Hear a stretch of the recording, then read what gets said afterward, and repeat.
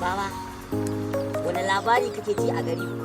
Labari nake ji kishin wai tallafin Obasanjo zai zo mana. Dan manzon Allah. Wallahi haka na ji labari. Kai mutum kace za mu shahada. Ciyaman shi yake kwashe kuɗin.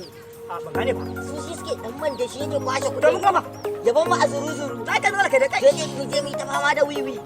Muna mur kuɗin wiwin ma kan sila ne yake ba mu. Ka ga yanzu abin da nake so da kai za ka samu gari na gurin ka koko ya. Ba su gadi.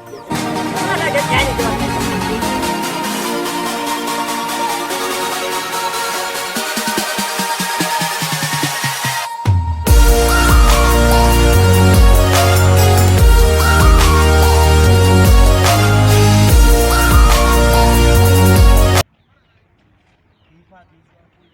Ko cikin mutane kuma salama ba?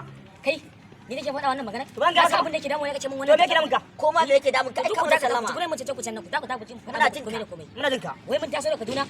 Muna cikin tafiya sai da muka je gidan mai. Sannan me wanda yake zuba fetur din ya gaya mana wai ishe direban mu ya mutu. Karan girma Allah.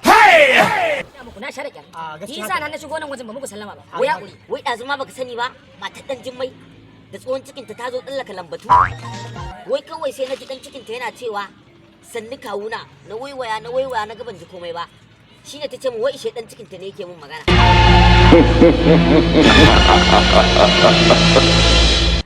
Wai yaran nan tana tuyewa wai ina kama da uban shi. Kai dalla gaba ya kace mana wani irin wannan ƙarya ne. Kai ba ƙarya kamun ba. Ya za ka ce min direba a hanyar Kaduna yadda aka je gidan mai sannan mai bututun mai ya tashe shi tukunna za ka ce min ya mutu. Allah ma ne fita ba mutane guri. Mahaukatan banza mahaukatan mutum ne mahaukatan ƙarya.